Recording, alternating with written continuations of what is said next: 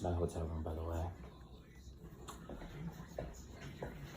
This is the stuff from the vending machine run. This is the official.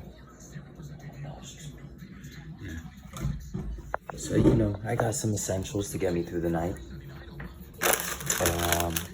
Onions, you know, gotta love them. I love them ever since I was little. The Chester's fries, I got these because they're delicious and they also help clear congestion in the lungs. And I got these for after those, you know, a little sweet peanut butter with just peanut M&Ms. I used to eat these with my mom when I was a kid. I fucking love them.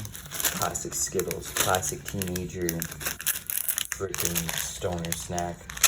And I got Starry. Fucking Starry.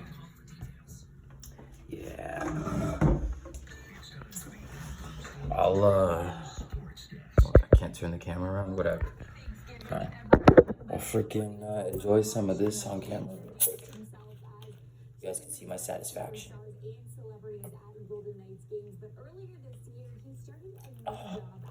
Guys, don't drink Vegas tap water. Especially if you're not used to Vegas. I don't know, just go out to a vending machine or store, get yourself a Star.